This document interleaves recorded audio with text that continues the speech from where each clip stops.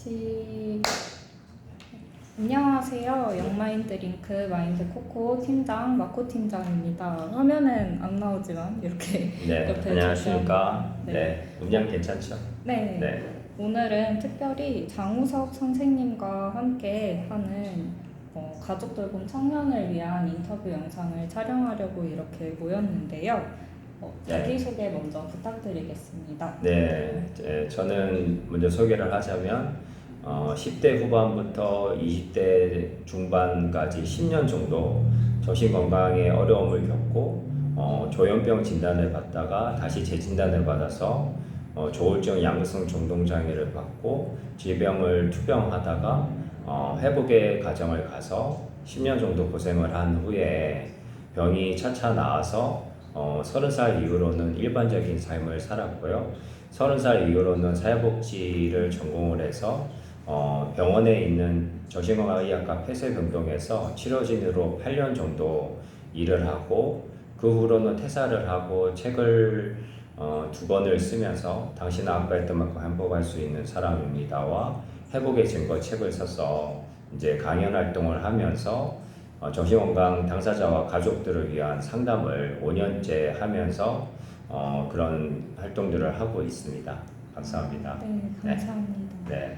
네, 치료자면서도 또 경험을 해보신 당사자이시면서도 네. 또 가족을 돌봤던 네. 경험이 있으신 걸로 알고 있는데 맞으실까요? 예, 맞습니다. 제가 20대 때는 당사자로서 그 가정을 왔었고요. 40대 이후로는 제가 결혼을 했었는데 결혼한 배우자가 지금은 이제 11년 살고 이제 헤어졌지만 정신건강에 어려움이 있어서 11년 동안 돌봤던 경험이 있고 그리고 나서 저도 정신건강의학과 병원에서 치료진으로 또 8년 이상 일하고 지금 또 상담사로서 전문가로 활동하고 있습니다. 네. 저도 이제 아무래도 정신건강 간호사를 꿈꾸고 있다 보니까 이렇게 다양한 경험이 많으신 선생님을 네. 본 게 뜻깊은 시간인 것 같습니다. 네, 감사합니다. 네, 이렇게 출연해주신 것만으로도 다른 가족 돌봄 청년분들께서 위로와 용기를 가질 수 있으실 것 같습니다. 네, 감사합니다. 네, 다음 질문으로 그럼 넘어가도록 하겠습니다. 이건 조금 구체적이면서도 깊은 사안에 대한 문제인데요. 네. 영케어러 문제가 정말 지원 체계도 잘 갖추어지지 않고 있고 그렇게 심각한 문제임에도 사각지대에서 벗어나지 못하고 제대로 지원이 이루어지지 않는 게 지금 현실이라고 생각합니다. 그런데 기존 정부에서 영케어러를 지원을 하는 그런 정책들을 찾아보니까 심리 패키지, 그냥 어떤 패키지 형태로 일정 금액을 단순히 비용해주는 데서만 멈추더라고요. 그런데 저는 이제 돌봄 N인분이라는 단체에서 말씀을 해주신 것처럼 선배 영케어러가 후배 영케어러를 케어를 하고 선배 영케어러가 그 활동을 통해서 활동비를 얻을 수 있는 그런 체계가 저는 각 정신건강센터에 잡혀야 한다고 생각을 하거든요. 이런 현재의 영케어러 정책에 대해서는 혹시 어떻게 생각하시나요? 네. 어떻게 보면 이제 국가 정책으로는 이제 패키지로 해서 심리 상담을 받고 바우처 형식으로 뭐 찾아가는 서비스라든지 그냥 심리 상담 센터 같은 거를 이용해서 가족 치료나 뭐 당사자에 대한 상담이나 이런 걸 진행되고 있는데요. 사실은 솔직히 국가 정책도 정책이지만 이런 단체들, 비영리 단체나 또 이런 사단법인 단체들에서 이렇게 움직임이 있어서 가족은 이제 대한정신장애인 가족협회나 심지어 같은 조현병 회복협회가 있고 또 이렇게 동료 지원과 요즘에는 시스템으로 멘탈헬스 코리아에서 하고 있는 피어 스페셜리스트의 동료 지원과 영역도 있고 그리고 영케어 영역도 이제 가족 입장에서 또 돌봄 청년들이 부모를 돕는 이런 시스템도 같이 도입이 돼서 다각도로 이런 비영리 단체라든지 사단법인 단체에서 그런 것들을 국가 예산을 받아서 이제 선배 후배 관계에서 서로 케어하고 또 조인을 해서 이제 대학교나 뭐 간호학과나 심리학과 학생들이 서로 협력을 해서 이것들을 운영할 수 있도록 국가 예산들이 주어지면 굉장히 원활하게 조기 예방, 조기 치료를 할 수 있는 그런 시스템이 될 수 있지 않을까 기대합니다. 네. 감사합니다. 네. 저는 이제 조기현 작가님이시라고 네. 돌봄 청년 애님분으로 활동하시는 분 영상을 봤었는데요. 거기서 이제 이미 선배 영케어러가 이제 영케어러를 돌본다는 의미로 영영케어라는 프로젝트를 진행을 하고 계시더라고요. 그런 활동들이 정말 더 많이 퍼져서 공식적으로 정부에서 채택되면 어떨까 생각을 해봤습니다. 네, 참 좋은 방법인 것 같습니다. 다음으로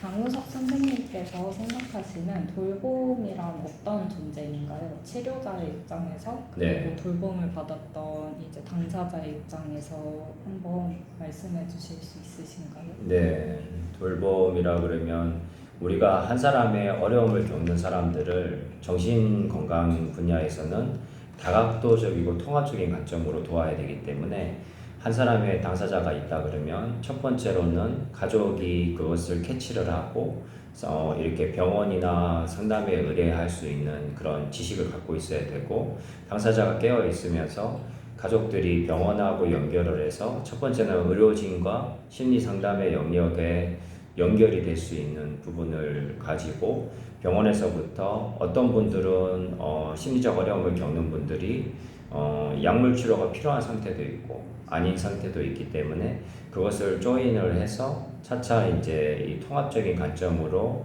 그 돌봄을 해서 시작을 해서 첫 단추는 이제 만약에 단추가 있다 그러면 의료적인 부분의 첫 단추를 꽂고 이제 조연 조울의 그 정신증의 단계로 들어간 사람이 있고 고위험군의 상태가 있고 또 발병을 하지 않은 미병 상태의 그 DUP 과정에 있는 그런 사람도 있습니다. 그래서 각각 개별에 맞게 상담 치료가 더 주가 되는 경우도 있고 약물 치료가 더 급한 경우도 있기 때문에 거기에 맞게 돌봄이 들어가야 되고 만약에 의료 서비스의 도움을 받으면 거기서 잘 회복의 과정을 가서 그 다음에 이제 필요한 것은 지역사회의 연계입니다. 그래서 가족의 가족 교육을 받고 당사자는 지역사회로 연결돼서 예를 들면 병원에서 나오자마자 집에 있으면 다시 나빠져서 병원으로 계속 입원하는 하스피털 리에전 같은 것이 있기 때문에 그것을 예방하기 위해서는 촘촘한 지역사회 인프라가 필요한데 먼저 병원에서 나온 사람이 낙병동이나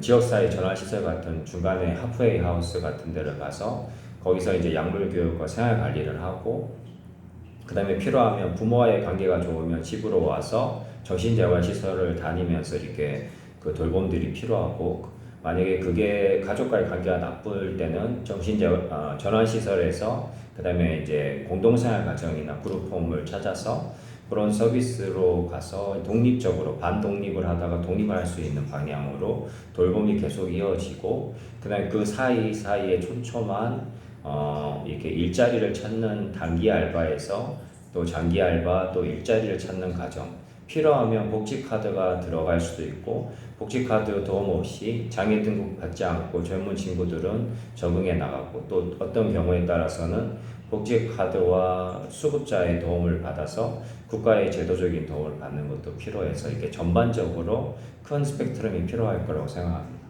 돌봄에 대한 구체적인 네. 이제 방안까지 설명을 해주셔서 네. 감사합니다. 네.